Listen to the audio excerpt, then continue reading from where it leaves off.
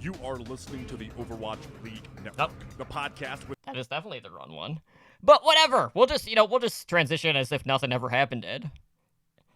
So, yeah, there is that. Awkward. Whatever. The weird thing is, too, like, I reset it after, and it still played that one.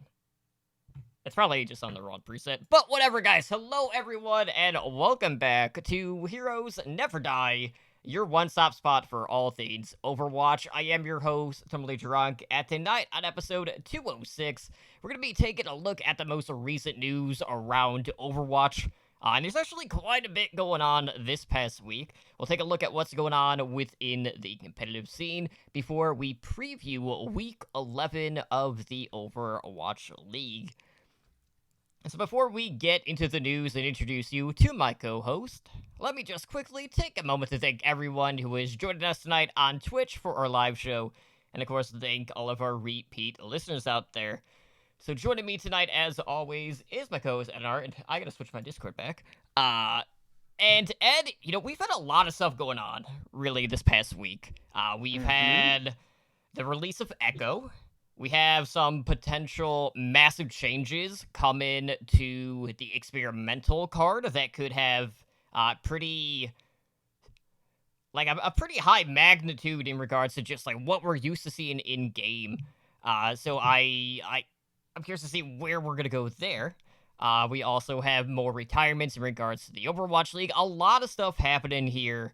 And I have to say, it's been a good mixture of just general Overwatch news this week, sprinkled in with, our typical esports coverage that we also do, whereas, we've had a lot of weeks where it's been fairly light on one side of the fence there, so I'm excited to talk more, just Overwatch tonight. Yeah, no, I'm excited for it. It's a lot of good information has come out in the past day or two, and it's gonna be good. I know. I like it when they have more information for us, which has not been the case as of late. Mm-hmm. I will say that it has definitely not been the case as of late. So it's one of those things where I'm excited to talk about the future of Overwatch, what the changes they've done, and to speculate on what the experimental card changes are going to be. Because we can call it the experimental mode all we want. Like almost everything that has gone into the experimental mode has come out to be like in live. I'd say probably 85 percentile at this point. Yeah, I can see that. It's definitely, it's up there. More than what we were initially anticipating. Mm-hmm. So, yeah, it's definitely gonna be something that I am looking forward to. Mm-hmm. Maybe I might even get in and play some games. You could peel me away from Hearthstone, which I've become obsessed with lately because I've been staying at home all week or all month. And, it's the perfect, okay, I got 5 minutes, 10 minutes. I'm going to go play a game of Hearthstone, or lunch break. I'm going to eat lunch while playing something in Battlegrounds, or something of that nature. Right on. Yeah, it's definitely been really kind of like a whirlwind week within Overwatch these past few weeks. Obviously, last week, a lot of doom and gloom in regards to the Path to Pro, specifically the Tier 2, with teams disbanded, players moving over to Valorant now that that's in closed beta. We do have a little bit of Contenders news, or even Path to Pro news, that we'll definitely be talking about here in just a bit, but I've just been enjoying a week, playing a ton of Battlegrounds, trying to get my alt account up to 6k, which has been not necessarily my primary focus when I've been playing Battlegrounds, but I'm trying to see if by only having the 2-hero option on the alt account as opposed to, say, having 4 with the perks on the main account, whether or not that's going to be detrimental to me. Because I know there's been a lot of discussion back and forth on that end between myself and one of my guildmates from Convert to Raid, because he feels like he is essentially just losing Raiden by not having 4 hero options at the start. But we'll definitely talk more Battlegrounds tomorrow night on Tavern Tales. Let's jump into the Overwatch side of things. So we have our dev and savior, Papa Jeffrey, Cap, praise him, who recently took to the forums to discuss what is on tap for the next iteration of the experimental card. So the next experimental card, not in play as of yet, but they are going to be targeting the use of crowd control abilities within the game. So the dev team is looking to reduce the crowd control across multiple heroes. And, there's definitely a lot of CC within Overwatch. Probably some a little bit more prominent than others. Some definitely feel a lot more unfun to play against for sure. Oh, 100%. But like if I'm thinking about crowd control abilities, I feel like there are two in particular that I can't really imagine them tweaking at all. That primarily being like the Ana Sleep Dart and say like the Lucio alternate fire. Like the boop always feels fair. Sometimes you just Yes. position poorly and you get punished for it. That's just the nature of the game. That's why a lot of the main support players are always constantly looking for that positional advantage or disadvantage for, the enemy in this case. So I'm not imagining they'll be looking at those two in particular, but that does leave the door open for a lot of different abilities. And I'm sure there's one in particular, Ed, that we 100% keep waiting on that hasn't happened yet, even despite the fact that this character recently received some nerfs. Maze Freeze better be one that is on the docket here to see a little bit of a tweak, because that has definitely been one of the primary focuses, at least with the community. One of the changes that they wanted to see happen, that was one of the few that didn't kind of get like checked off when they did like that major balance update, where they actually listened to a lot of the community feedback, but for whatever reason, the May freeze as a whole is kind of just gone, I don't want to say unnoticed, but it's gone unchecked for such a long period of time within the game here. Yeah, I think there's two that really stood out to me personally. And that would be the May freeze, which, like you said, has kind of gone unchecked here for a while. And yeah, it's that, and oh god, the baguette. The whip shot? No, the stun. Oh, the stun. Okay. I think the stun is something that's going to be troublesome.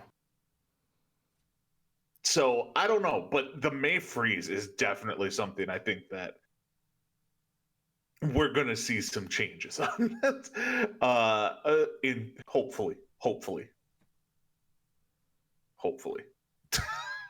I'm not saying we're going to, but hopefully. So yeah, it will be interesting to see what happens. I don't know how they're going to change all of this. I just know that they are.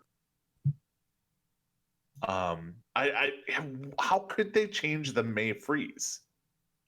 Duration. Like in your mind, just the duration, or the time it takes in order to freeze a target. that could do it. They did nerf the ammo, but that doesn't really seem to do a whole lot. Yeah, so if they increase the time to freeze, then maybe you're depleting all the ammo just in order to get the CC enabled in the first place. Yeah. Or let's say you just wouldn't have enough ammo to icicle at that point. What if they actually just get rid of the everyone's favorite cannot freeze multiple characters at once? You know, we've been clamoring for that for so long that I don't ever think that will happen. Well, you don't think it will? Based on the changes that we have seen to May, I don't think they're going that direction. Fair enough. I don't know. I think May needs to be done some tinkering with, and I think Baguette needs some tinkering with. I don't see any other ones that are that oppressive. Well, I think the other two that probably come to mind, and I know at least when they were doing like a lot of feedback in regards to like community desires for balance updates. One of the other abilities that was near the top, not as high as say like the multi freeze or anything like that, was the halt ability of Orisa. And that's primarily just due to the fact that it does stop the character movement and it does displace you, you know, with a little bit of a flick back. But you know, really the only other thing I could think of, and you know, this is just talking about a character that like I just don't have a good time playing against, and you know, I'm sure a lot of people are in the same boat, and that is Doomfist with the uppercut stun lock, and just get him punched straight into the wall after that. But you know, I'm a little bit more lenient on that just because like I feel like if you make additional changes to the displacement or anything like that to the uppercut, that all of a sudden Doomfist is not going to be viable really anymore. So that's kind of like a trickier one. I don't know how they would go about kind of moving him around because he's always just had that like potential to just completely obliterate the backline. I completely agree with that. I don't think that nerfing Doomfist is something that they should do, or screwing with that. I'd put that all there almost with Lucio's boop. Like you don't really want to screw with that all that much. But I'll be interested. Like, I mean, what if they do something with Pharah's knockback? Could they do something like that? Well, they had already changed it at one point. Like, you're not really seeing a ton of distance in regards to the boop. Yeah, true. I don't. Yeah, yeah, it's one of those things where you're just like, that's annoying. But I don't know what they should actually do. Yeah, because when you think about it, like, let's compare it to, say, World of Warcraft. Obviously, in WoW, like, if you're thinking PvP, there are diminishing returns on crowd control abilities. Now, I don't think there's necessarily enough to chain crowd control in a game like Overwatch, so I can't imagine diminishing returns play in any sort of effect in all of this. But, you know, it's just one of those things. We're gonna have to wait and see, because there are just any number of abilities that could see some minor value adjustments, but we don't know when these are going to get put into the game. But I would be interested to see just how the game would feel with, say, 50% of the current crowd control that we are getting in the current state of the game. Yeah, I actually would assume it comes out next Tuesday. Like when we normally would get a patch. Mm-hmm. That's when I'm thinking it's gonna occur. But who knows at this.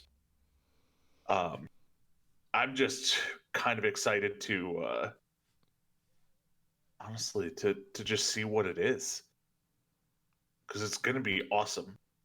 I think the worst thing you can do in a game is take away someone's abilities. Mm-hmm. And that's kind of almost what they have done. And I'm not a fan of that. Like they I play a lot of Apex, and they just did something like that in Apex. Okay. And I'm just not a fan of it. Like they gave some. Yeah, if anyone who wants to know about oppressive, they gave somebody a cooldown, or it has 2 charges, and it's a AoE silence effect that if it hits you, you're silenced for 20 seconds, and it's got 2 charges. Oh boy. Yep. So nobody can bitch about silence effects. because that's a thing. So yeah, I'm definitely interested. Yeah, just And I want to see. I also want to see what other things they're gonna do. I mean, it might just only be CC changes. I don't know. It could. I'm sure they'll tweak something or another. Yeah, you know what they should do is, we have a character that does, the wall, right? We have a character that can res. What if we have a character that does both? Obviously, if anyone's been playing the Valorant closed beta, they feel that pain all too much. You're muted, by the way. Ah, damn it. I thought I'd get away with it. No. Yeah, no, that is definitely something that I think is an issue. Yeah, let's go with that. And I will say on that note, I personally do not have an issue with the health amount of Maze Ice Wall, but like when you compare the two abilities, it's like night and day differential in regards to just how potent the actual ability is between the two games, which I just thought was fairly interesting in that regard. Just being able to, solo defend a point with a technical support character. Even though it is gunplay first in that regard. But I'm really interested to see how the CC abilities will be tweaked. Hopefully we'll have an update on this for next week's episode. And who knows, maybe the crowd control across the board is just going to see a big blanket effect moving forward if they do decide to patch this through whenever it does come into the experimental mode. But anyways, let's talk about things that actually are in the game currently right now. And we did have a new patch that was deployed to the retail server on Tuesday, April 14th. So, not really like a ton of like major stuff, I'd say. Obviously, we have Echo, who, as we have talked about previously, is the last new hero release that we will be seeing in Overwatch until Overwatch 2 is released. Also included with this patch, we have a new feature for the training mode, and that is, or practice mode, I should say, and that's the training partner, which is already something that we saw on the PTR. This is basically like a mob that you can spawn where you can select any hero that you want to, like, test your abilities against. So it's just like another bot, but say like a Roadhog or whatever, and it just stays in that spot. Now, initially on the PTR, when people were testing Echo, they would just use whatever target that they would select with the training partner to be who they would duplicate. And then, they would practice seeing, how many ultimates they can get in that 15-second duration of the ultimate, which was always, amusing and also not as informative as a lot of people made it out to be, just because, as we mentioned, that's under completely 100% ideal situations, nothing really moving or anything like that. So good luck out there for everyone playing Echo at this given point in time. But, it got me thinking, do you think we'll ever get to a point where not only will be able to, like, swap this training partner, but do you feel like we'll be able to replace actual bots within the practice range, with other character models to practice against? Because right now we don't really have anything that moves outside of just the bots that, just kind of, like, move back and forth. Like, that doesn't necessarily give you the best sense of, aim practice in some cases. No, I don't think so. And the reason I'm thinking not is because you could go in and play against AIs. Mm-hmm. So that is still an option that a lot of people don't really know about it, don't take advantage of. You can still go in and play against AI, whether easy, medium, hard, stuff like that. So I don't think you're going to get anything in regards to like smart AI Yeah, to be like going bots. up against Ramses, they're just feeding. Mhm. So yeah, I don't think it's going to be a thing. Mm-hmm. Eh, Now, with that said, could we get some major changes when Overwatch 2 comes out? Yes. No one knows exactly what's going to happen when Overwatch 2 comes out. We're gonna have 6 new heroes, and all of them will be tanks and supports because we have way too many damage dealers in the game. Nope. We are not allowed to have another damage dealer for 8 to 10 more years. Yeah, until we Uh, even out all 3, tribe types. Yep. There we All Overwatch fans have clamored enough that Jeff is like, screw this. We need to get 10 more tanks and 10 more supports. Yeah, we gotta But we're get up gonna to 17. That's a Yep. sweet number. Yep, and they're going to stick with our 4 heroes a year. So it might take a while before you get a new damage hero. It'll be an Overwatch 4. Yes. So, but yeah, it's Mm-hmm. the training area is a training area, and that's it. If you ever go into a training area and be like, this person's OP, you're wrong. Like you're just wrong. You can't judge a character playing against bots that are standing still. Don't care what you say. You just can't.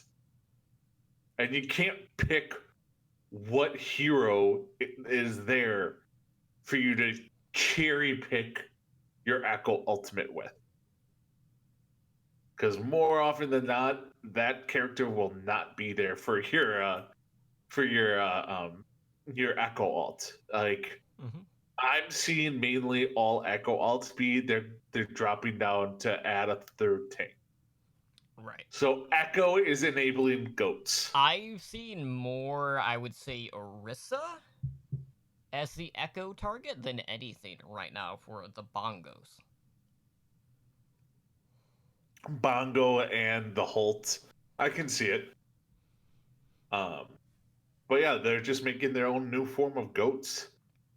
Like I said, I don't think Echo is that overpowered. I think Echo is good, but Echo's not overpowered. It's just not. Yeah, I feel a lot of people are just looking at it like, oh, well, I can technically be just about any hero within the game, and then they're looking at just the burst potential. And yeah, Echo can have some decent burst potential, but you really have to make use of the full toolkit that she has in order to reach that potential, especially with her wide beam attack that she has going on for her. Yeah, her beam attack and her sticky bombs are basically the only reason she's good. Her basic attack, her ultimate, well, the flying, that's pretty good. All right, I'll give her that. The flying is pretty good. But yeah, her main attack and her ultimate are just meh. Mm-hmm. So also within this patch, we also have something that was added to the main menu of the game, and that was patch notes. Now, I will say it does not actually keep you within the game. It does take you into a web browser, pulls up the latest patch notes, so... I guess that's something for people that don't really pay attention when they log in or know when a new patch is coming out. Outside of just knowing that, oh, my Battle.net launcher updated. And there was another thing that was added here that I'm perplexed by. And it was primarily because I don't know anyone who was asking for this, but we got it. And I don't know what to make of it. We like to dabble in arcade. Oh, yeah. We also do like to dabble here and there in competitive. Well, now, Ed, we can do both at the same time. because they added a new competitive mode called Open Queue. And this is in the arcade mode, and this is going to be available for roughly 4 weeks from what they said. So what this mode is it uses standard competitive play rules. So that includes the use of hero pools. And they removed role restrictions, so it is not bound to 2-2-2. And they also removed the role queue aspect for this particular mode, which makes sense because of no role restrictions. And I'm just like, what's the point of this? Like, is this just another excuse to try to gain a little bit more competitive points? Is that all it is? Because like they seemed pretty dead set on role lock being a primary focus of how the game is meant to be played right now. And if I'm playing competitive, I don't think throwing it in arcade is going to be enough to shy people away from leaving. Because I've heard a number of issues with levers in this particular game mode just because it is in the arcade, and who knows if there's even any, like, penalties in this situation attached to this particular mode. So, I mean, I guess it's cool to check out if you want to gain more CP or maybe run goats. like I don't know. That's really all it is like, I love goats. Well, the hard pass. You can play it again in a mode that not many people will queue for. Congrats. I don't get the point of this. I just don't. But they've done elimination competitive. They've done Lucille Ball competitive. Mm-hmm. They're just adding another way to get competitive points for literally the worst possible thing you can get for doing rank mode in any game I've seen. A gold gun, really? That's all you're gonna get from? That's a whole different issue. a golden gun that isn't one-shot kill. Yeah. So, yeah, I guess if you really, really, really love playing with no tanks or no healers, then go do this. Yeah, if you want to run Clown Fiesta comp, yeah, there you go. Mm-hmm. It's readily available for you. Do not ask me what the queue times are, because I honestly have no idea, nor do I actually plan on ever doing placements in arcade. Right? We barely get placements done in regular. That is a fair point. Like, if we play, we generally just play arcade or quick play. Mm-hmm. So. Because that we typically just don't care. And we're drinking at the time anyway, so, That is also that very... thing. And I don't want to use that excuse for why we're terrible at comp. But I'm going to. I mean, it's not going to stop you. I was just saying for my benefit. I would rather have that be on me than the alcohol. Fair enough. Fair enough. So other than that, we also have some changes to the hero pools, which we'll expand on in a little bit here. But basically, they change when hero pools will start to be in effect. So in the past, they had always been reset and implemented on Thursdays, typically in the early afternoon. That day has now shifted to being in effect on Monday. More on that in just a little bit. But, it does seem like hero pools will be streamlined across the board for ladder play, as opposed to say, okay, we're gonna ban all the hit scan DPS. Okay, now we're gonna ban 2 shield tanks. Oh, we're gonna ban 3 supports. Oh, now we're only gonna ban 3 characters. Mm-hmm. I don't know how I feel about this. The reason being is when you're banking your hero pool off pros or super high level players, what does that mean for the rest of everyone? Like, then that means they're not getting, like, certain characters are not oppressive in low levels or mid levels, but they are higher up. And people don't run the same comps higher up as they do at lower levels. So this is another one where I would have preferred that it stayed the other way. Yeah, well, And I know I'm one of the few. I know I'm one of the few. I'll definitely but- share my thoughts on that when we talk about the changes that they did make to it. Mhm. I will say though, when it came to the hero pool draw, there was a lot that had to kind of get taken in just due to the fact that they were having to basically look at the prior week's ladder bans on top of who was banned the prior week in the Overwatch League. Now that is only going to be an issue for that initial wave. But we'll definitely talk more about all of that here in just a little bit when we talk more about the esports side of things. Now, outside of that, yes, hero pools are changing again. But so are map pools. They've actually decided to outright retire map pools, and in the short term, the plan is to reduce the number of matches played on Paris and also Horizon Lunar Colony. So basically, the development team has said that they are going to look to update Paris and Horizon Lunar Colony in the future. When that's going to be, I have no flippin' idea.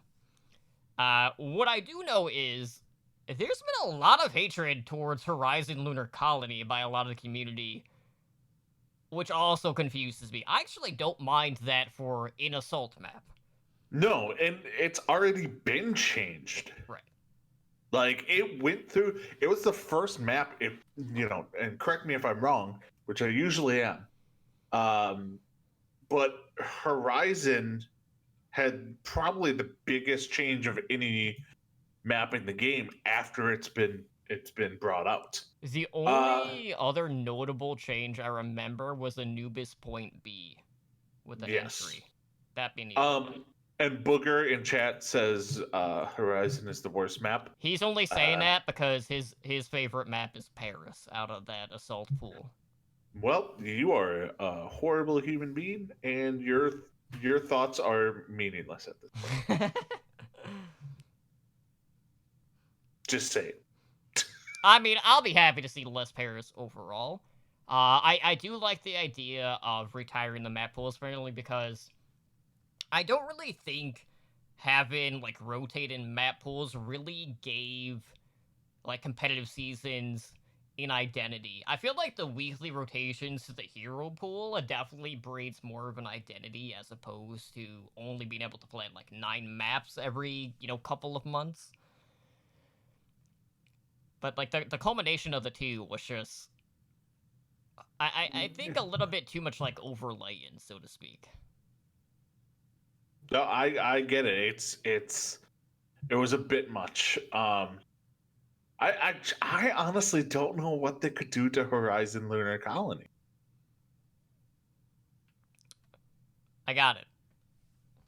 All of it is in space.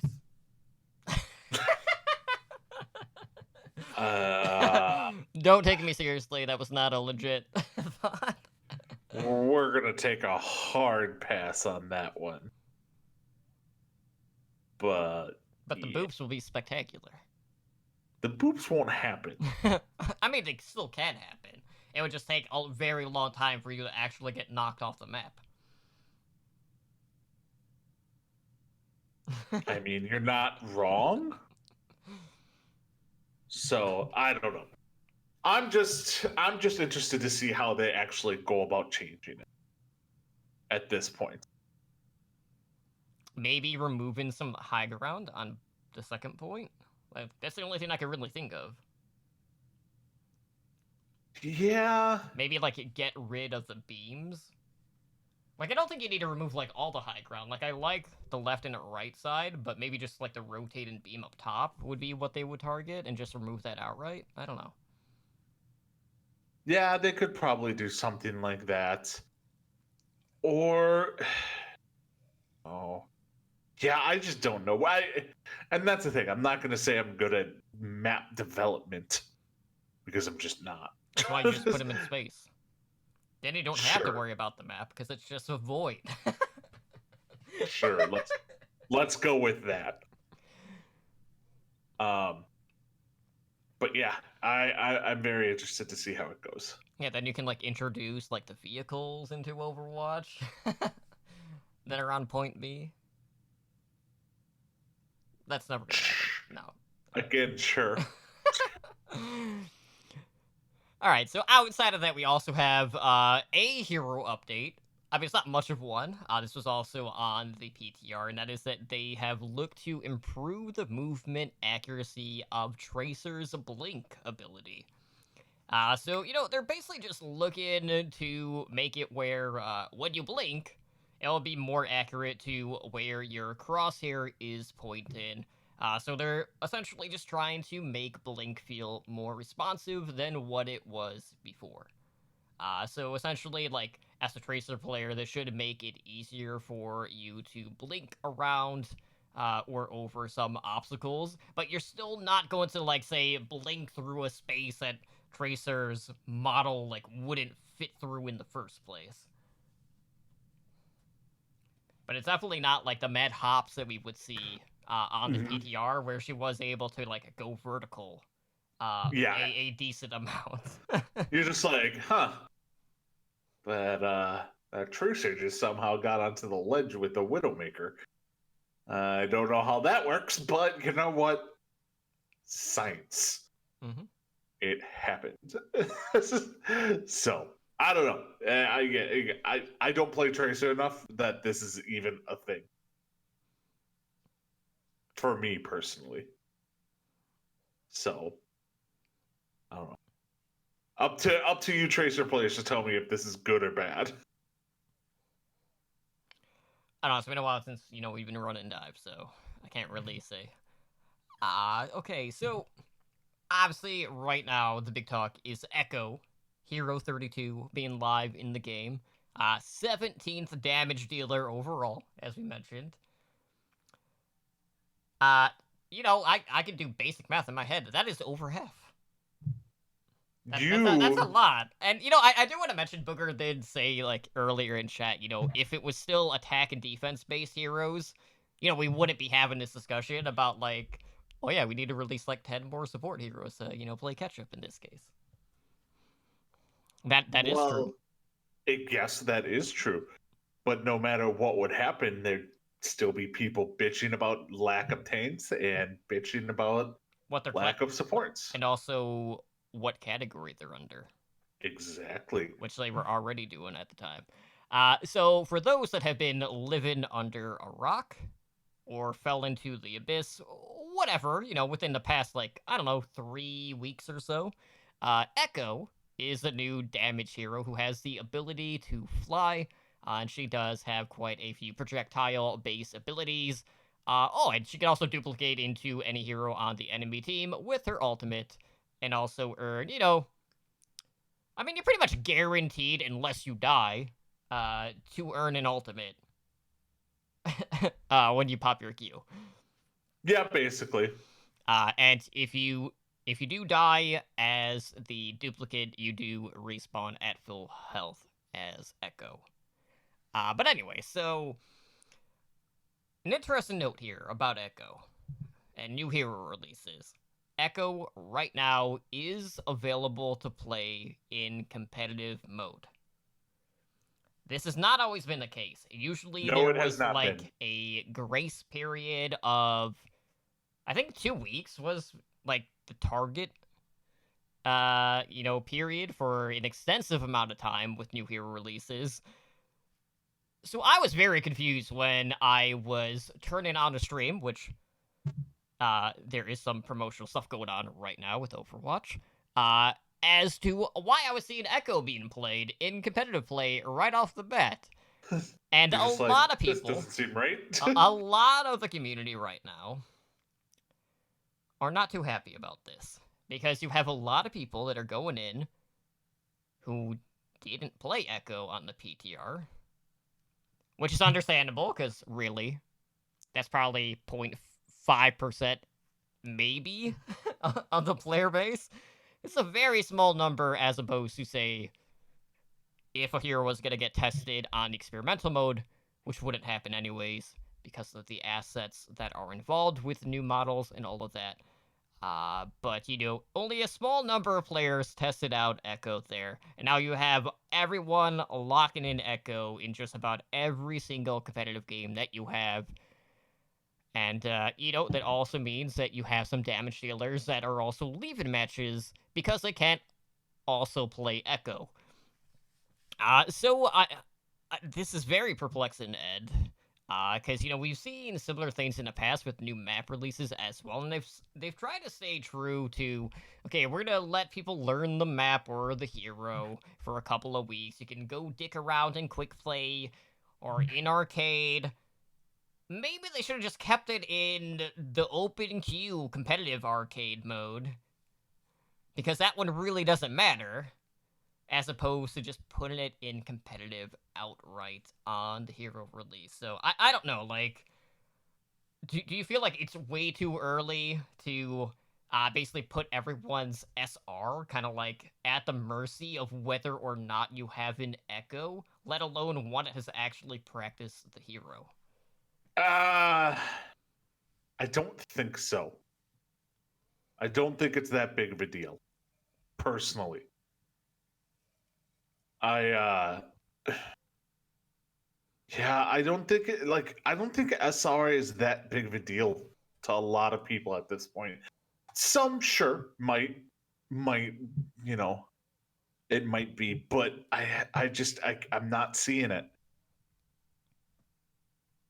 And I know that's probably ignorant as hell about me, but yeah, Guys, so ignorant.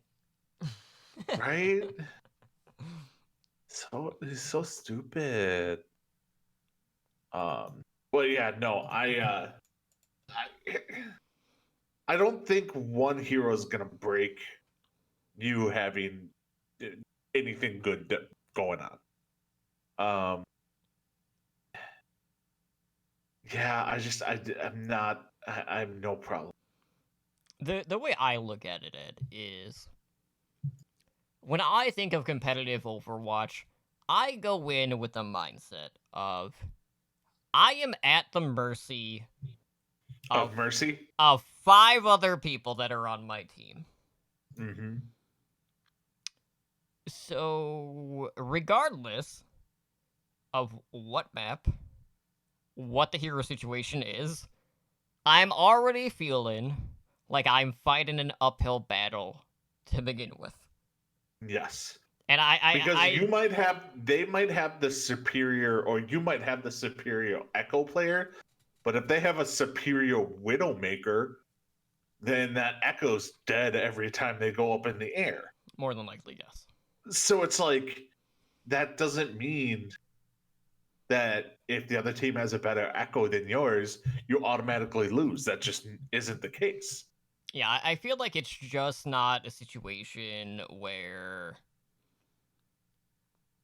I feel like the addition of another hero adds on to the outliers that are already within the game that I don't have control over.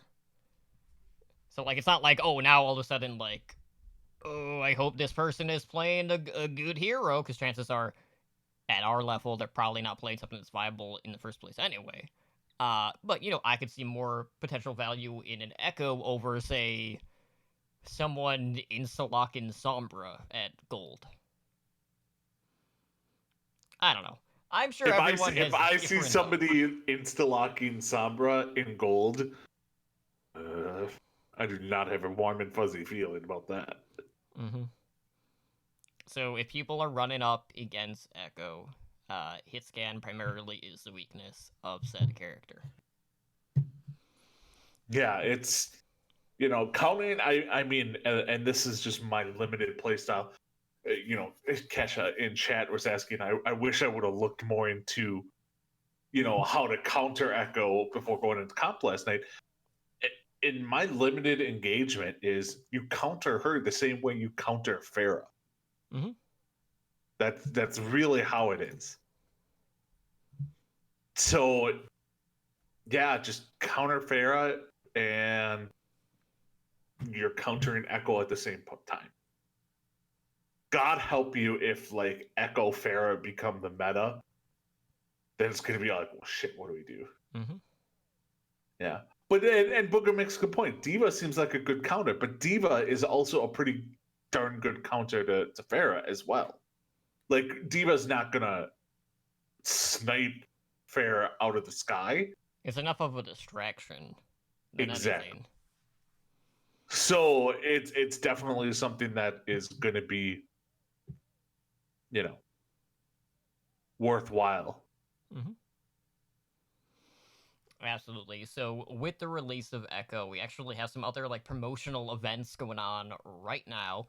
That includes Echo themed Twitch drops, which will be available until April 20th. So basically, like you can unlock 6 different sprays via Twitch drops, which are basically rewarded every 2 hours of the streams that you are watching. Now, of course, you know they did select some of the pretty big Overwatch streamers. Is that a thing anymore with Valorant? Only the ones that are paid. So XQC, Base. I don't. To be honest, I did not look at the full list. I want to say like Emon was on there. I I legit do not know who else. But regardless, Yeah. like with anything, like chances are you're gonna watch a stream, you're gonna idle, leave your browser unmuted, and Yes, Booger. you know, for 6 hours, go do something else. You know, go play Animal Crossing, go play Hearthstone, do something like, cause unless you want to see like how Echo is being used in competitive. I mean, I guess if you want to sit through 6 hours of the streams, you know, you're more than welcome to do that. All I know is before I crashed this night, I put on Sureforce stream, woke up, I got all the sprays, so I'm good. So I don't have to worry about that. Fair enough. That's the way I did it, and I'm sure that's how people are also going to do it. That's how people were farming drops for Valorant. the Valorant closed beta. But you know what was interesting about this, Ed, wasn't the fact that we had like a tie-in, like watch event. It was the fact that we have a tournament coming up, as well to kind of like coincide with this, and that is the Flash Ops Echo Showdown. Now this does have a prize pool of $50,000 that will be divided equally between North America and the EMEA regions. And with this, the tournaments basically you have to have an Echo on both teams on the field at all times. So think kind of like the exhibition matches that we saw between some of the Overwatch League teams back when Echo was on the PTR. And these tournaments will be taking place on April 18th and 19th. So, you know, what, today's like the 15th, so that would be, I don't know, I don't want to look at the calendar. Saturday and Sunday, probably? That seems right. You're muted. Yeah, that seems right. I don't know. When I saw that they were doing a tier 2 event and tournament, I actually laughed to myself. I'm like, are there even any fucking tier 2 players left? Like, it's like, okay, well, we're gonna take tier 5. Let's just go with that. So, yeah, it's I definitely laughed. But yeah, it will be interesting to see how this goes. You know, this is the most involved that they've ever been in tier 2, so too little, too late. Yeah.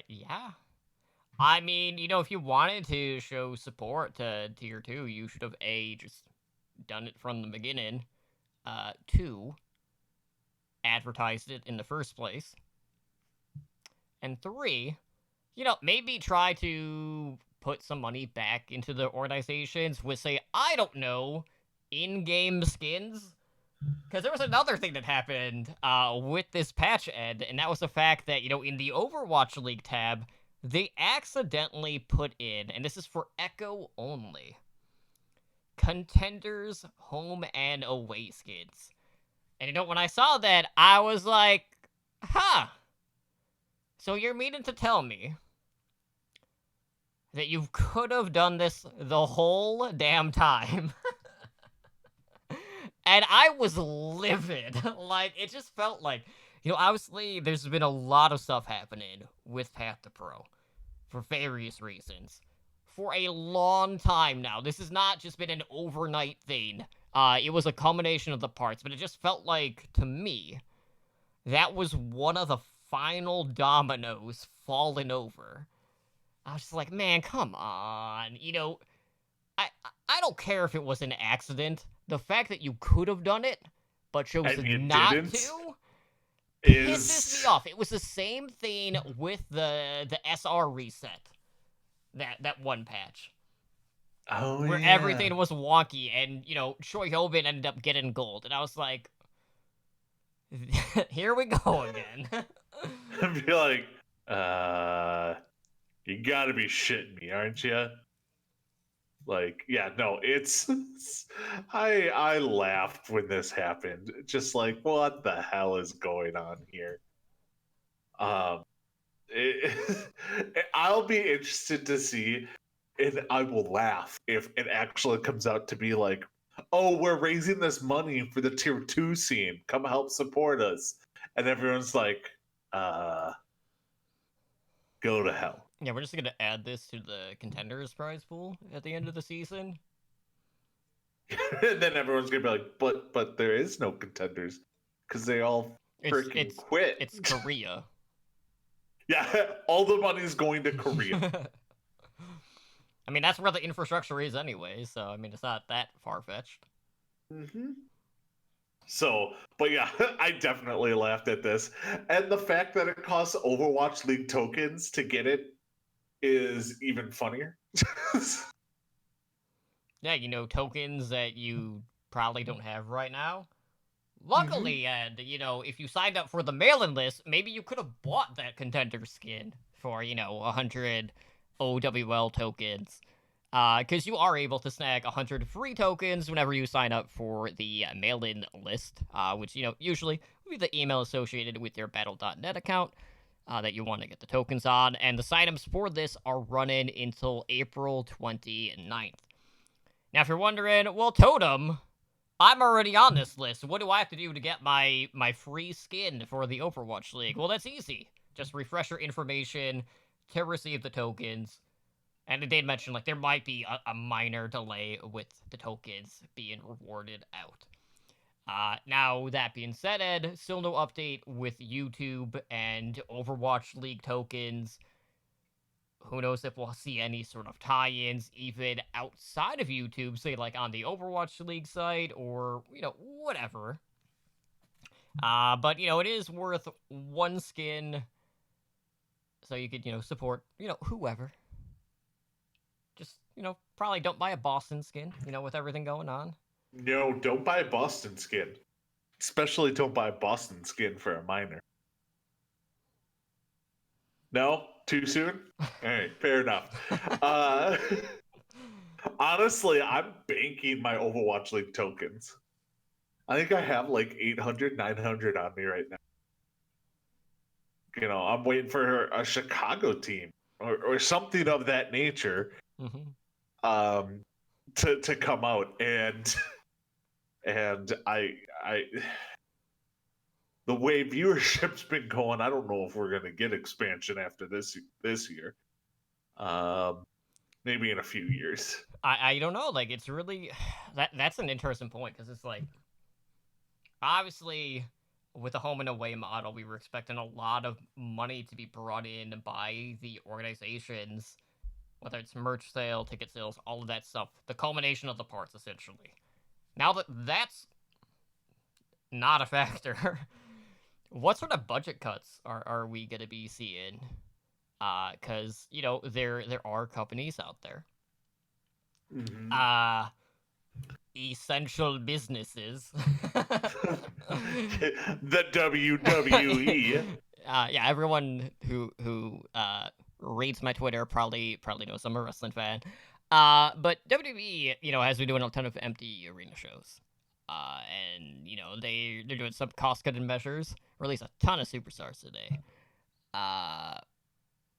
And yeah, a lot of moving parts here, and we haven't really seen that as of yet within the Overwatch League, at least from what we've heard. But like, I would not be surprised if we see personnel changes or anything like that to scale back on the costs, knowing that you don't have all of that money kind of funneling back into the league that we were anticipating with, the home model.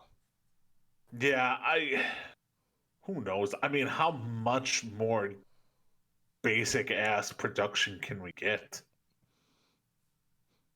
I mean, really, like they gave everyone a nice camera setup and Hey now. and a back screen. Everyone has the back screen now. I don't know if you saw that. Yeah, they got a back screen and a camera, and they're like, "Cool, you're all good to go." I'm waiting for the next one to be like them cast in like a shoebox. It's possible. You never know. Like, we might get to that point. But yeah, it's interesting. Let's just go with that.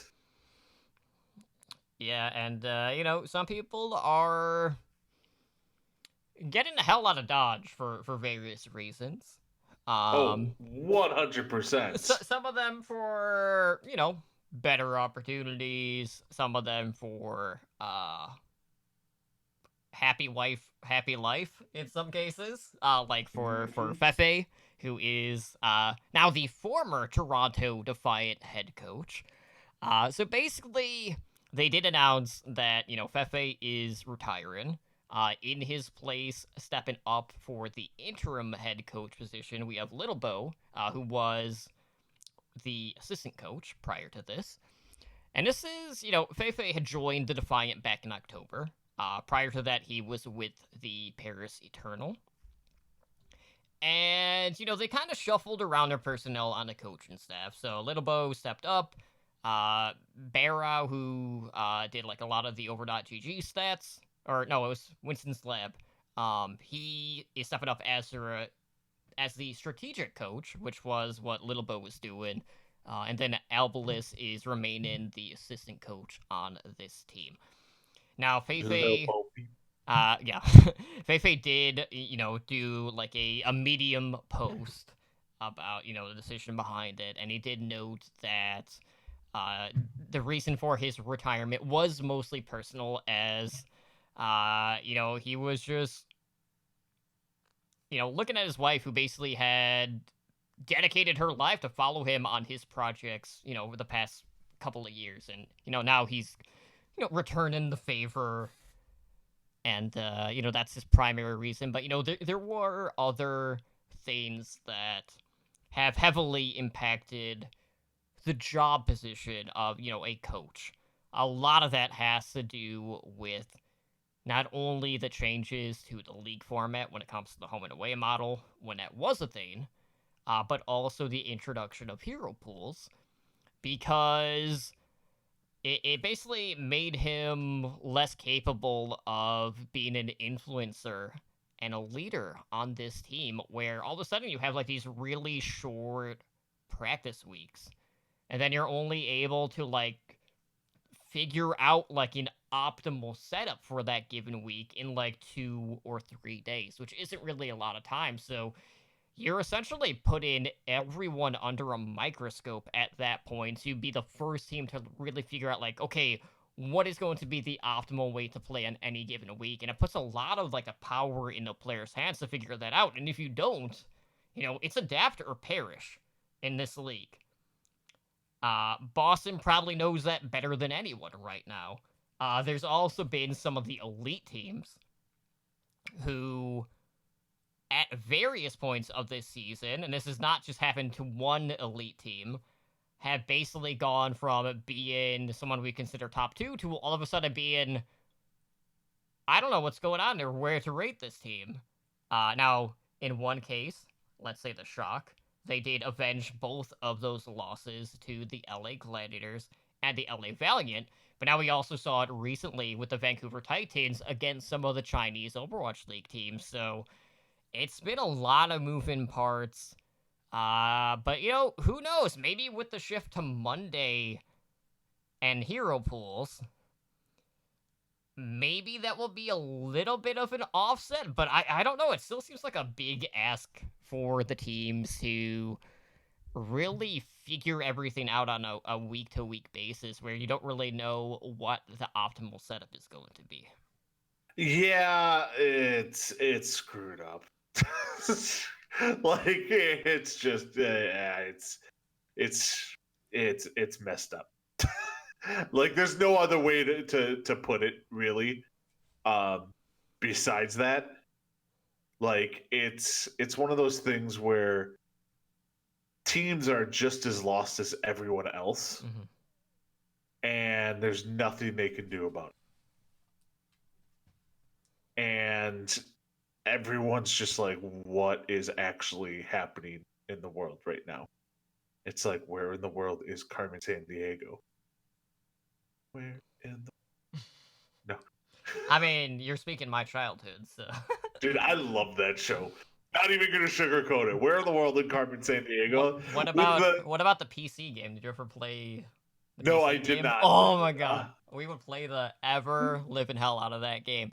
It was educational, 100%, but it was a lot of fun. And there were a lot of, like, criminals for you to capture in these cases. Oh, that sounds good. The one thing that I miss is what was I gonna say? Is the band, the Folgers guys, like who sang the song at the beginning of it. Okay. Yeah, those guys were awesome. I'm not gonna lie.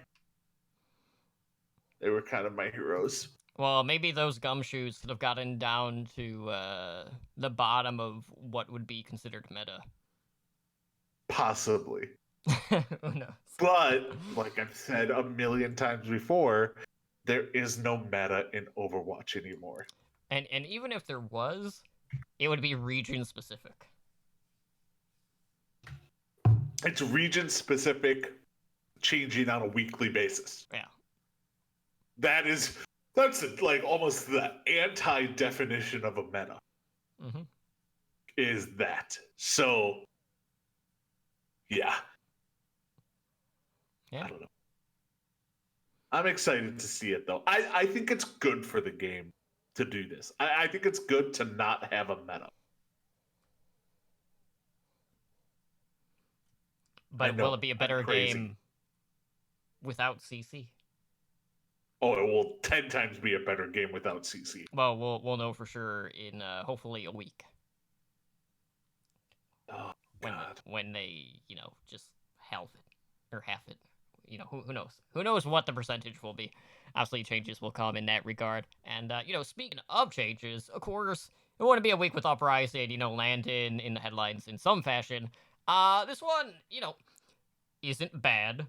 I mean, it might be bad for the team. It's no one is arrested. That we know of. Yeah, so the Uprising are going to be down another player. Following the retirement of Swimmer, who has decided to move away from competitive play in order to focus on not only himself, but also streaming. He did kind of leave it open to the possibility of returning to compete at a later date. But this is someone who basically started the season on the starting lineup, the first 3 matches for the Uprising. Then Boston went out. They signed Halo, and Halo has played ever since. So it's not like Swimmer was seeing a ton of playtime anymore. At this point, Halo had already started more matches overall. But most importantly, with this retirement, Uprising only have 7 players on their roster, which is below the league minimum of 8. And one of those players is on a current leave of absence, that being Axiom. So right now, they only have 6 players, which obviously means they have no backups at any position. And this is already a team, Ed, who is not only the worst team in the league, but also going to be the reason why you gotta get this face as your Twitch emote. That is not written in stone yet. But yeah, I mean, I assume they got some form of, like, okay, we're getting everything that happened with he who shall not be named. Pardon, dude? Pardon, duh. Everything that happened with him is probably going to be kind of forgiven. as you hate to say, but it is. So it's one of those things where I expect them to get another team, another player, or 3 or 5, or 8? or 8. Who even knows anymore? But yeah, it's definitely gonna be like, what the hell, guys? I kind of wonder if Swimmer realized early on that his head just wasn't in the game, and it kind of forced the hand of the Uprising to go out and pick up another main support. Because that happened, like, really early on in the season. It kind of, like, happened out of the blue. And we didn't really understand it at the time, but maybe there was already something there. Maybe, like, he gave management, like, a heads up early on in the season within those first couple of weeks. Maybe the traveling early on was just too much for him. Yeah, that could be it. Wouldn't be surprising. It wasn't Swimmer the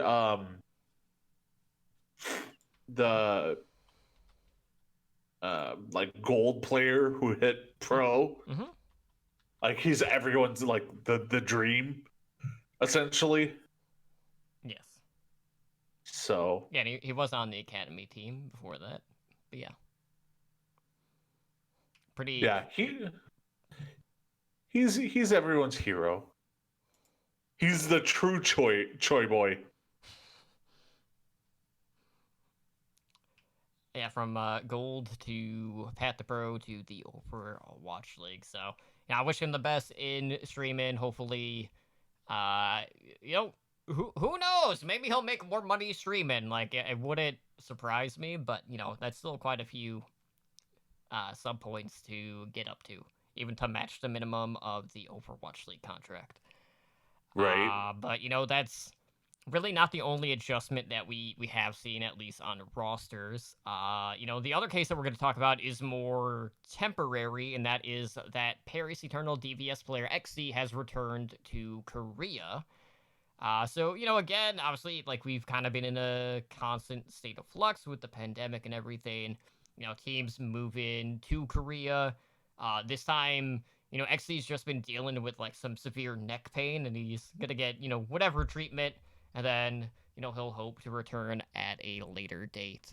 And, this is, like, back-to-back weeks here where Eternal see, personnel change. We saw Hip retiring not that long ago, so Gray all of a sudden has a starting nod when he had really been the backup.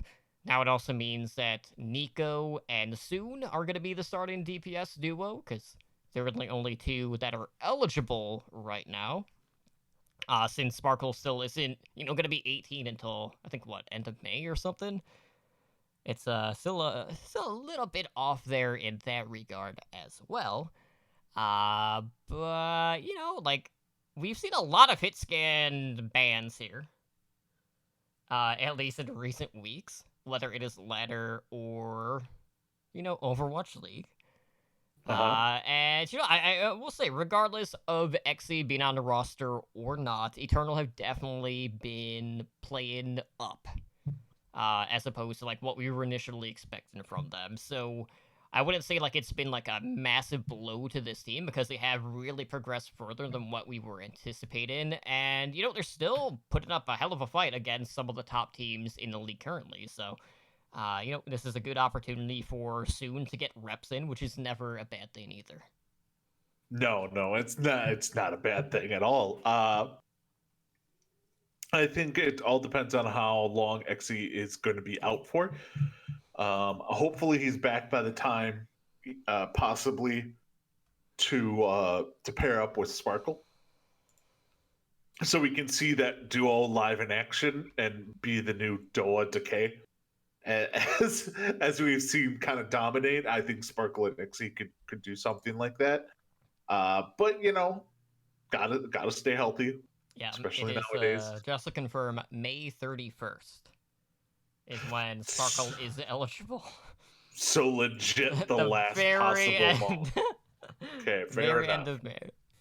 All right, that works. So, yeah, I guess it's just one of those things where we'll see how it goes from here. I mean, Nico and Soon are not bad replacements by any means. So, did you see the sideshow clip of Nico's name and purpose? I don't know if we posted that in the Discord, but did you hear about that?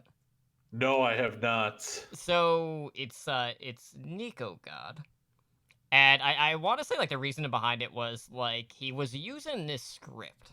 And people were like kind of like calling into question whether or not that the script was running faster than what a human could manually operate. So Nico basically set up like a hand cam, duplicated the actual script manually with his hands.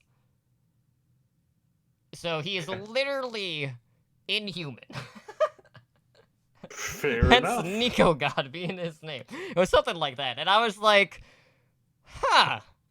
That is honestly one of the more interesting backstories to like an avatar name or a character name, whatever you want to call it, moniker, screen name, whatever. And I was like, you know what? Like, that's like the type of insight I want to learn about, like, when it comes to a player. It's not always about personality. It's like something that you're just going to remember this player from, even if it isn't anything to do with a play that they make in game. But it's just, it was like one of the most like off the left field things that like I would not have expected. No, 100%. Nico is. I mean, that's a good backstory. I'm not gonna. It's better than mine. I think I've said it here before. My backstory is I hit random name generator in World of Warcraft.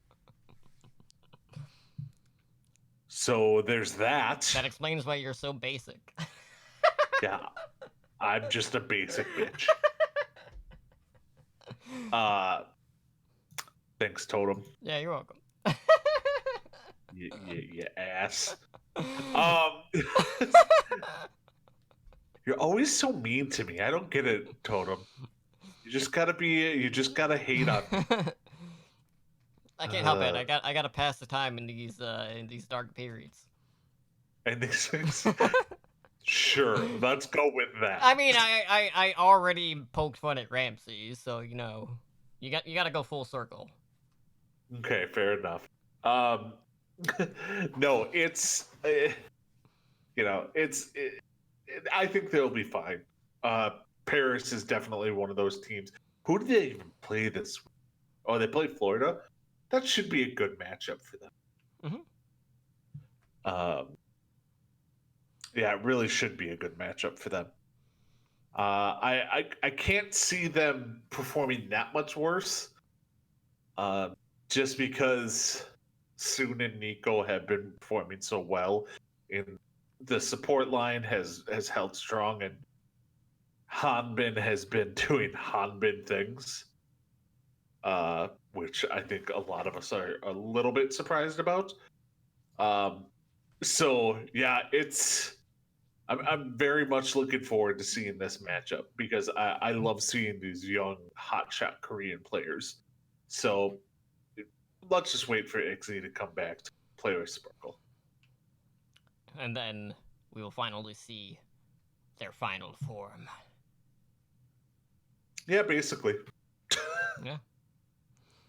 Alright, so as we had alluded to earlier, we do have changes to the hero pools. And I know what you're thinking. Totem, they've been changing every week. That is true. And I'm not just talking about, like, yes, they do rotate. I'm talking about the fact that it hasn't necessarily been the same in regards to the number selected for each thing. More so that. But anyways, they have kind of streamlined the whole process. It is now universal. So hero bans will be in effect for the Overwatch League, Overwatch Contenders, Open Division, and competitive play in-game, so on ladder. And I have mixed feelings about this. Right? And I'll go into that when I talk about the heroes that were eligible to be pulled. In regards to, like, the threshold. So, to elaborate here, okay, the hero pools are now synced. Again, you know, all of these will be in effect on Monday now for ladder, as opposed to starting on Thursday. But what they said is that these hero pools are going to be determined by a new algorithm-driven system. Compiling play rates from, and I'm going to do air quotes, high-level competitive play. Whatever that means. That could mean any number of things, Ed. So, what remains the same? Well, same thing in regards to heroes not being able to be removed on consecutive weeks. So, when we talk about, like, this initial wave of change, you had the Overwatch League have to factor in the prior week's bans that were in ladder, as well as what was banned in the prior week in the Overwatch League to determine who was pulled for week 11. Now, because of those parameters, there was only one support hero that met that threshold that wasn't banned at those levels the prior week, and that was Brigitte, who had a play rate of 43.2%. So Brig wins by default and is banned this current week in ladder and in the Overwatch League. And then things get more interesting. Then we open things up more in regards to the number of heroes that were eligible to get pulled. We had 4 tanks. We had Reinhardt, who was at 59.6%, Sigma at 19.5%, Winston at 19%, and Orisa at 16.5%. And I was like, okay, like, we know they were initially wanting to have, you know, 2 or 3 maybe. And I was like, all right, you know, 4, that's a healthy number, you know. It was basically like really any main tank would be eligible. And then the DPS happened, and then this is where things get wonky. This is a clear sign of, 1, which one of these heroes is primarily seeing play on ladder versus who seeing play in the Overwatch League. This is where it polarizes. So DPS had the widest options in regards to being within the pool, with 6 different heroes that were eligible. And I'm not going to, like, say the percentages for each one, but the heroes in question for DPS were McCree, Tracer, Widowmaker, Ashe, Doomfist, and Genji. Now, I don't have to watch every Overwatch League game, Ed, to know with 100% certainty that Ashe and Genji were nowhere to be found. You are 100% correct. And it was just one of those scenes where I'm like, okay, here's the difference here. We have seen a rise of Torbjorn play in the Overwatch League to kind of like scare off teams from run and dive, primarily Tracer. Yes. That is not being mirrored in ladder play. So we have like this weird disconnect where things are only going to impact things truthfully at one level of play. It won't even come into play in the other situation. Because there's only a handful of times. I remember seeing Ashe in the Overwatch League, regardless of what season.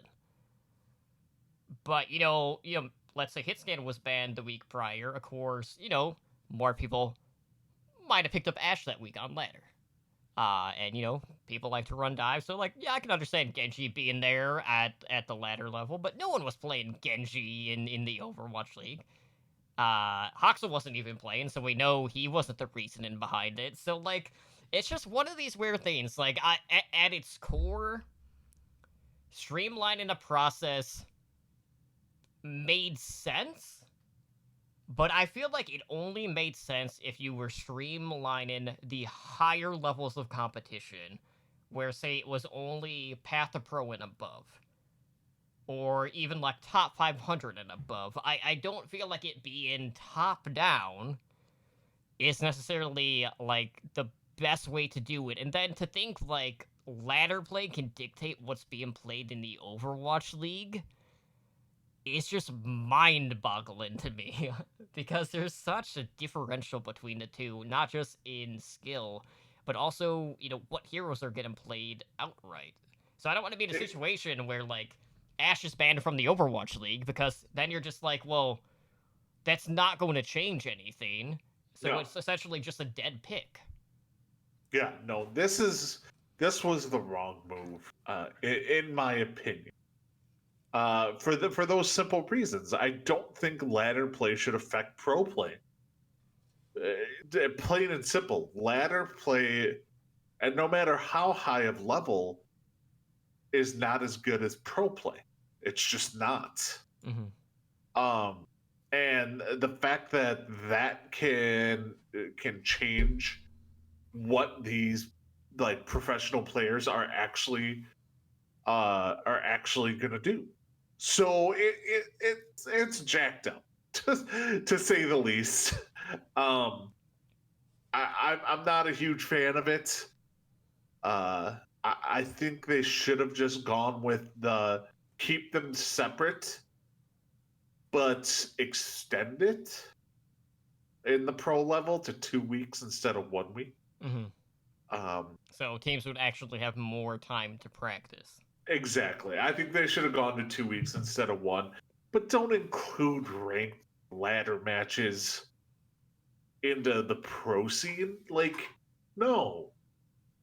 That's just not it. Because those ladder matches, those teams aren't scrimming and practicing together to get all these comps down, only to have it screwed up by Emong and Seagull fucking around on ladder.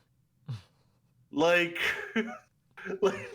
I mean, obviously those two players aren't going to affect it, but you know what I mean. Like, the ranked, the pro meta should not be affected by Joe Schmo.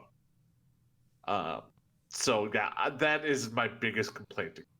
Yeah, it was just the fact that without even knowing what people are playing at top 500, and also not knowing every hero that was played the prior week in the Overwatch League, that I knew immediately that out of the DPS a lot, half of them were 1 level, half of them were ladder, was very telling to me. So my biggest concern about this is knowing that this is going to be a constant thing. Because, the lines definitely blur when it will come to, like, supports and tanks. I don't think there's going to be as much of a differential there. Primarily just because, you might have just more comfort picks in that regard, but, like, obviously things are a lot more random when it comes to DPS. Primarily because, well, there's just more DPS heroes in the game, because, there are 17 now. So, I don't know, I don't want to see it where all of a sudden, oh, Ashley's gonna get picked, and then, oh, well, that's not really gonna mean anything at one level, so I don't know. I just don't want there to be, like, 6 to 8 DPS heroes that are gonna be eligible to get pulled from this on a week-to-week basis, knowing that only further kind of, like, enforces that, so. I don't know. Yep, could not agree more with you on that one. Alright, so with that being said, I didn't specify who the other, banned heroes are from the hero pool. I mentioned Brig. Brig is not eligible to be played this week. Joining her in the not to be played club is Reinhardt. So you got, Reinhardt and the Squire. Widowmaker. And McCree. So, all you hitscan players out there, I guess you're just gonna keep bumping that Ash number up, yeah! You're just gonna further solidify what I don't want to see, and it makes me upset. Yeah. Not a fan. And, okay, and then here's the other thing, too. Everyone's gonna be like, you know what? Echo can be played right now. Echo won't even be eligible to get, like, pulled from the Overwatch League, because that patch isn't even in the Overwatch League yet, too. Uh-huh. So, but people like, are still going to be like, oh, let's get this.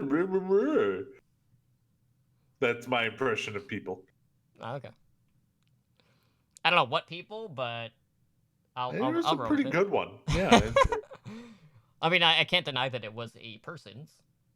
Yes, it was. Basically. So basically, double shield, double hit scan, banned at all levels of play, including arcade, but only for open queue.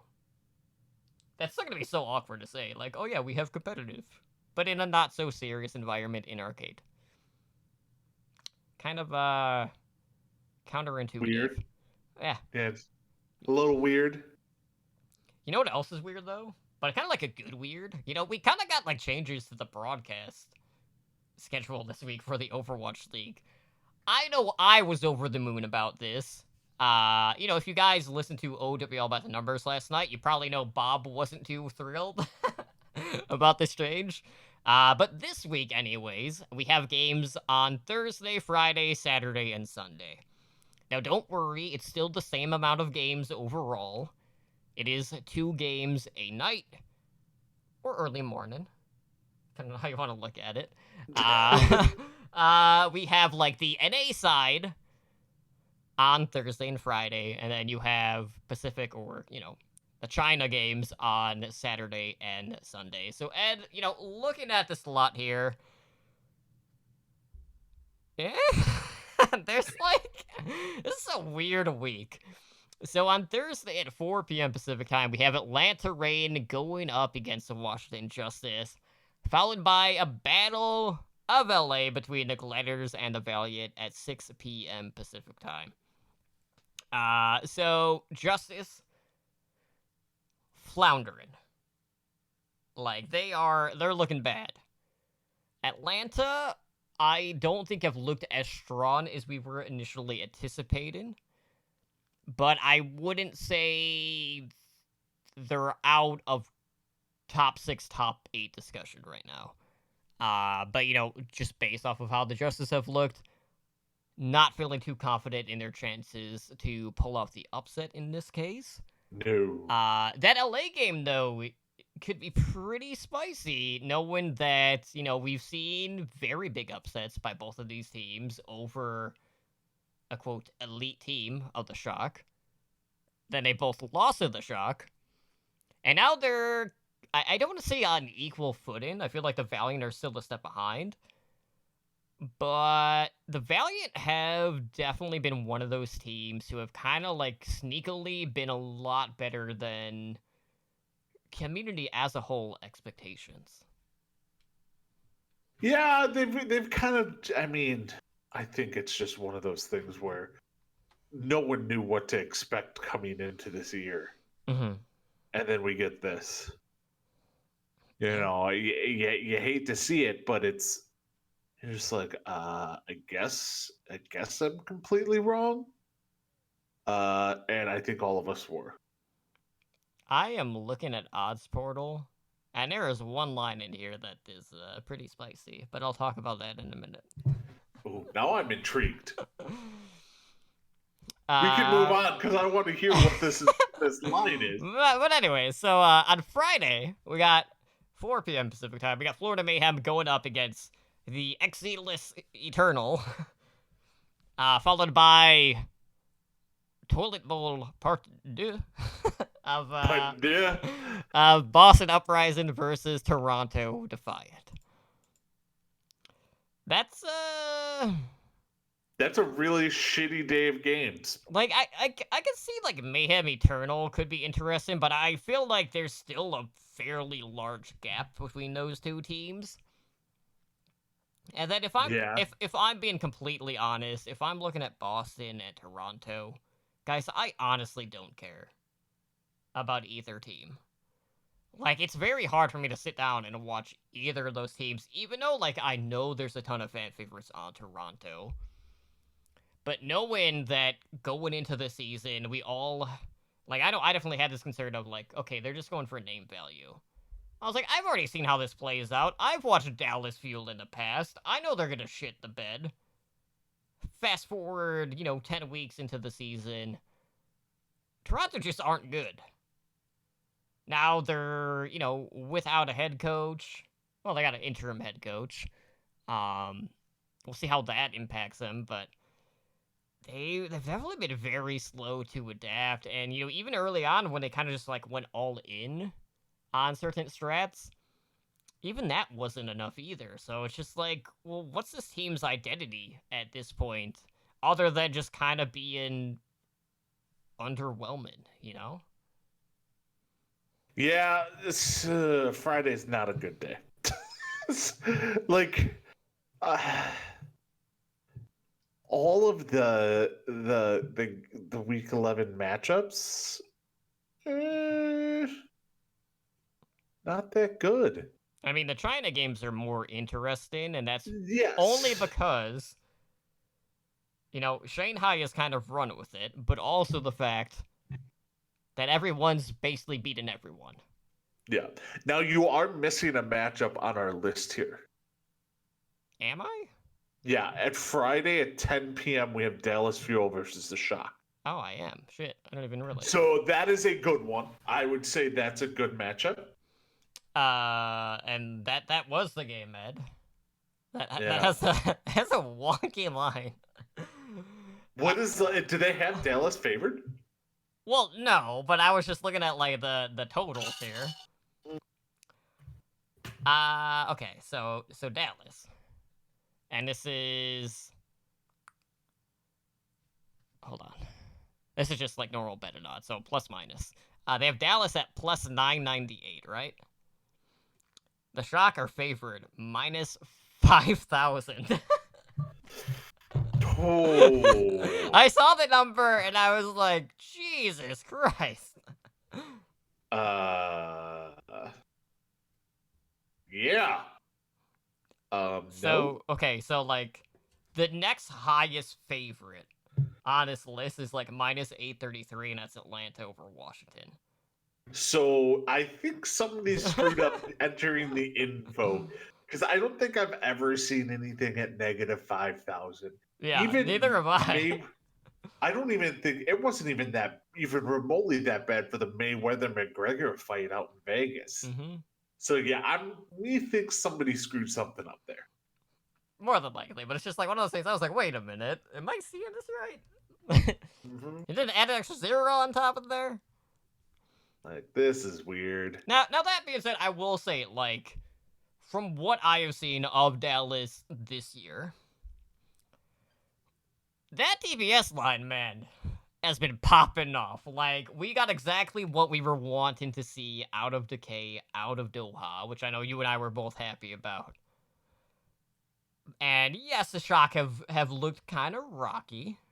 We've seen a lot of rotations in regards to the DPS.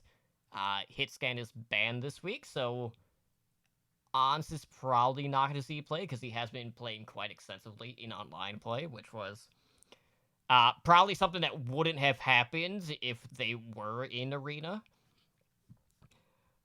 So I don't want to say, like, the upset potential isn't there, but I feel like this week there would be more intrigue than what it would have been in prior weeks. Because it feels like the Shock are starting to get that momentum back after they had suffered those losses to both the Valiant and the Gladiators. But I really feel like the Fuel have been coming together as more of a cohesive unit. And, you know, if you're looking for, like, a litmus test in regards to where you stand in the Overwatch League, what better way than to go up against the defended champs, even if there have been moments that have lacked clarity in their regard. Yeah, like Decay and Doa have been dynamite. You can't put it at any other word. They've just been amazing. I think they've pulled stuff off that none of us expected. The rest of the team is interesting. We'll go with interesting. I think there are definitely places where they need to be upgraded, and all that stuff. But their tank line's pretty. Their support line is, I don't know what the hell they're doing. But Dallas has definitely, I think, taken a step up into being one of those top 10 teams who could really make a splash. Especially against the Shock, who we don't know what Shock we're getting. We've seen so many different variations of the Shock. It's, you know, we don't know if we're gonna get the ones that look like the Justice or the ones that look like the Shock of last year. So it's definitely the highlighted matchup of the week for me. Mm-hmm. I probably won't stay up for it. Yeah, It's borderline. But usually at like 10 o'clock on a Friday night, I'm playing games with my boys and gals and not watching Overwatch League. Mm-hmm. But the Saturday and Sunday matchups are all good. There's not one bad matchup on Saturday and Sunday. Well, I can tell you this. I'm still not gonna stay up. Oh no, Watch it there's live. zero chance. There's zero chance of me ever staying up till 3 a.m. to watch an Overwatch League. Because those second matches would probably be getting close to being over by the time I would have to go into work. That being the primary reason, not because I don't stay up late. But you know, as with all the China games, they're starting at like 1 a.m. Pacific time, so you know, pretty bright and, well, not really bright. Okay, it's dark and, you know, overnight at that point. But anyways, so we have the Chengdu Hunters against the Guangzhou Charge, Saturday at 1 a.m. Pacific time, followed by the Shanghai Dragons versus Hangzhou Spark. Then the Sunday games at 1 a.m. and 3 a.m. respectively, we have the Guangzhou Charge versus the Hangzhou Spark, as well as the Chengdu Hunters taking on the Shanghai Dragons. Now, Ed, as we mentioned, you know, we have this circle of parity within the China Overwatch League teams. We've also seen the China teams have like that perceived upset over the Titans, who were coming off of a 2-month hiatus due to, you know, moving back to Korea. And, you know, like, we were really hyped for these specific matches and what was going to be happening. And I will definitely say Pacific has delivered. Like, we've been seeing wonky strategies. I don't know what the Titans were doing this past week, running dive comps against, you know, Brig Bap, you know, whatever. You know, you tried it, didn't work, didn't adjust. You know, chalk it up to, I don't know, having a bad read on, what teams are running. Who knows? Uh, but if you look at the stand-ins, you definitely have Shanghai separating themselves from the pack. Right now, they are 4-1 out of their 5 games. They have a +8 map differential. And then right now, it's basically been Chengdu trying to keep pace with everyone else right now. They're currently 2-4. And you look at this hero pool for this week, and you're like, all right, Ryan Brigg, Widow McCree. Okay, really no hit scan. Jinmu Farah looking pretty enticing. Leaves looked pretty solid as well. Like, if there's a week for the Hunters to be able to, I don't want to say punch up, because, like, they always pack a punch, because I don't think that would be the right way to phrase it. But if there's a week where they could really showcase, like, that projectile aspect of their game, it's definitely going to be this week. But, these China games have just been so hard to call, because it seems like every week they're just beating one another, or they're just going the distance, and it feels just like a coin flip half of the time. Yeah, that's kind of what we've been saying all along is, uh, there is no definitive winner in any of these matchups, in my mind. Like, Charge versus Hunters, I don't know. Spark versus Shanghai, I don't know. Shanghai is probably the best out there, but the Spark have been pretty darn good themselves. They are definitely proving out there that they are excelling and making their own like comps work out there, and we just don't know how to read it. And it's just weird because we're not watching them live, and you're kind of fast forwarding through a lot of the matches if you're even watching them all, which we knew would kind of be a thing. But yeah, these I'll catch them. I don't know if I'm gonna watch all 4 of them in full. The Hunters, in theory, should be a very good team with Jinmu and Leave over there, and right now they're not the best team or the top team or whatever out there. They're at the bottom. So honestly, the way things are going, I expected the Spark to be at the bottom, and they're just not. I think that's fair, because when you look back, the Spark were definitely probably at the top of the region in regards to the 3-3 meta, but once we entered, say, Rollock, they were definitely more slow to kind of adapt to whatever the meta was at the time. So there was definitely like a little bit of cautious like moments that we weren't really expecting like them to like really stand out against the pack, because like you see like the potential, like say like the Charge have, they went out, they got more like veteran leadership after some of the changes that they made during the off season. And Neptuno's actually pretty solid on this team. Nero's been in pretty much every single map for them as well, which maybe we wouldn't have expected, given, who the main support characters have been here as of late. And then Happy, when he's on Hitscan, has popped off, but, that's kind of out of the equation this week, so I don't know. Like, this might be, like, if we're looking at the hero pool alone, like, I feel like it impacts the Charge more than the rest of them here. Yeah, it probably does. I mean, Shanghai probably has the deepest DPS roster out there, because you got Ding, Dio, Fleta, that can all kind of just go off. And Lip. Okay, Lip. He's been in there like all the time. And Lip. And the Hunters have like Leave and Jinmu, who are basically their 2 main go-tos. I don't know what the Spark are doing, but let's just go with that. Bebe is getting benched here and there, like, okay. But yeah, the Charge are probably the most affected by all of this.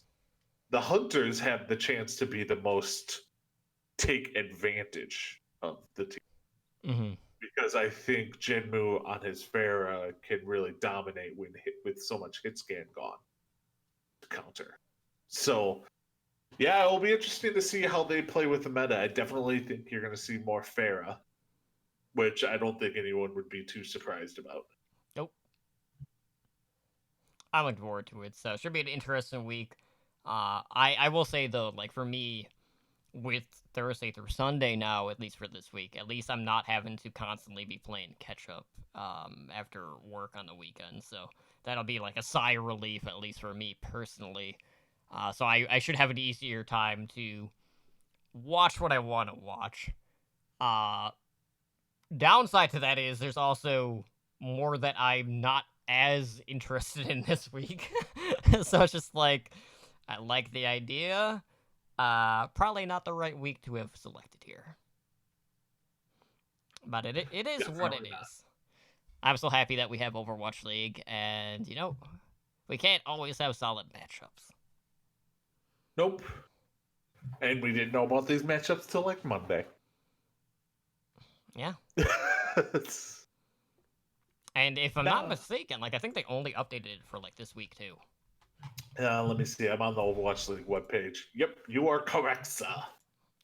So then, based off of that, we can only assume, Ed, that Week 12 schedule will probably be posted on Monday. More than likely, yes. And every following Monday for the foreseeable future. Yeah, probably. Alright. Well, there you go. And I'm sure I'll be, you know, yelling at the clouds when I see, like, another, like, 7 DPS heroes being eligible to get pulled. 3 or 4 of Probably. which are directly from ladder. They're gonna be like, we're gonna ban Junkrat Bastion, and the pros are like, Okay. alright, cool. So that changes absolutely nothing. Good job. So yeah, let's see what they. Yep, it's gonna be a shit show. At least for now. Oh god, I hate it. I will say, like, obviously, we've seen multiple iterations of Hero Pools. Technically at both levels, both on ladder and also at Overwatch League or just Path to Pro. I just really hope that it's just Overwatch League dictates everything else, and not from the bottom up.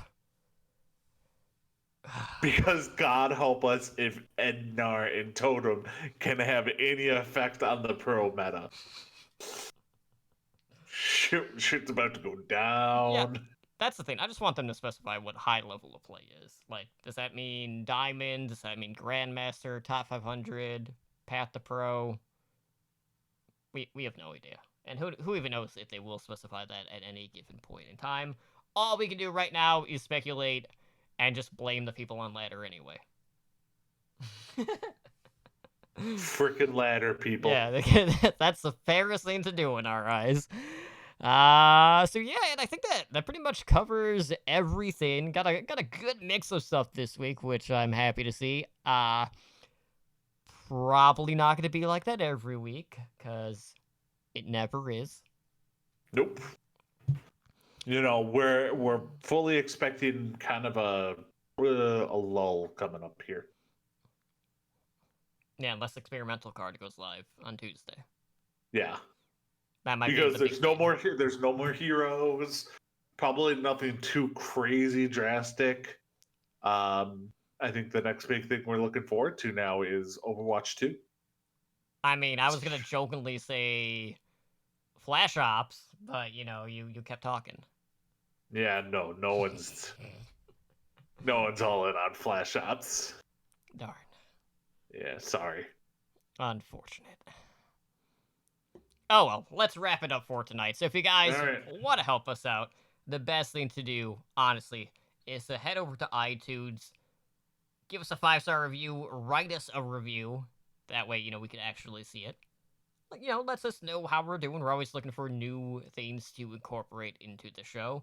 I want to say we got an email. I'm pretty sure it was on the HND account. About potentially like going over the Overwatch League results because that listener was having a hard time finding that information.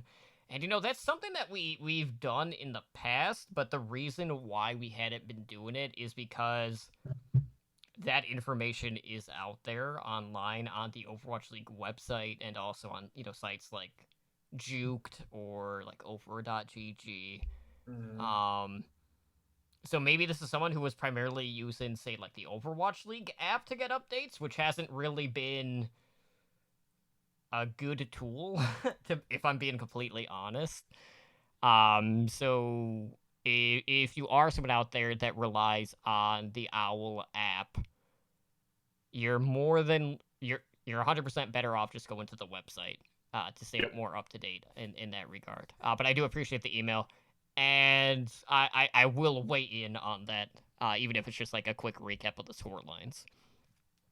Now, that being said, if you guys want to find additional content to consume as you are at home, probably streaming way too much, Netflix, maybe listen to a couple more podcasts. And what better tool than Overwatch Recall for all of your Overwatch needs?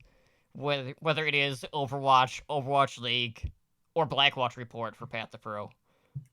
Because that's the only one for that level for now. Until they rename as a Valorant podcast, which I'm pretty sure they said that they're still not a Valorant podcast in like their show title today. I don't know. But anyways, besides the point, every Sunday night for Recall, we do the Weekly Recall, which is a episodic listen of all of the content that was released that prior week. And then you can find that on our Twitter at OW Recall. Now, outside of that, if you want to support our podcast network, consider checking out our Patreon. We do have tiers starting at just $1 a month, and you can find more info at patreon.com/OWL Network, where you too could join the likes of our Master and above patrons, Daniel, Owl, Kesha, Agent Life, and 044 in helping our network grow. And of course, Ed, we do have a number of different ways how our listeners can get a hold of us, so please let them know how they can do that. All right, so you can reach us through email at hndoverwatch@gmail.com. We are on Twitter, and that's at hndoverwatch. We do have a website you can go to, and that's owlnshow.com. We are also on YouTube at youtube.com/Overwatch League Network. Where Spider will be releasing an Echo video here shortly. I talked to him about it a little bit today. He is not having fun trying to get Echo gameplay footage. Which reminds me, everyone out there, and I said this on might have been even Monday. I said if Spider does not get the episode out the day of release, and I didn't specify whether that was for competitive or just in-game. Joke's on him, it was on the same day. To tweet at SpiderGD. F. He said he got called the N-word multiple times for playing Echo. Oh, yeah? Yep. So he's having fun.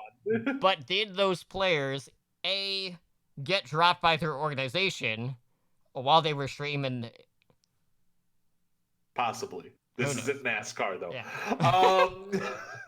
We do have a Discord. You can come follow us at discord.me/OWLshow. We are streaming presently live on Twitch at twitch.tv/OWLshow. We are a Twitch affiliate, so help support the show by subscribing to our network emoticon, or by subscribing to our channel to earn our network emoticon.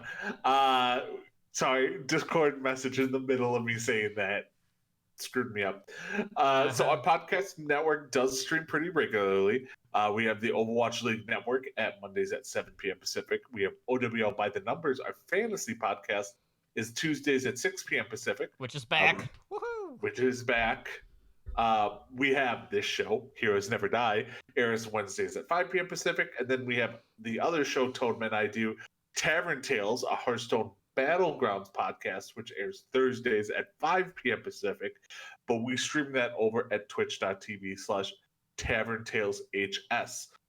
You can follow me personally on Twitter at Ednar83 or on Twitch at twitch.tv/Ednar. Totem, where can they find you at? Well, I am over on Twitter at TonallyDrunkCTR, and of course, I do also stream on Twitch at twitch.tv/TonallyDrunk. So with that being said, guys, again, I want to thank you for listening to another episode of Heroes Never Die. This has been episode number 206. Try not to drive everyone insane in competitive play in Echo. But even if you do, it's okay. No one cares about SR. Nope. I mean, some people do, but not everyone. Eh.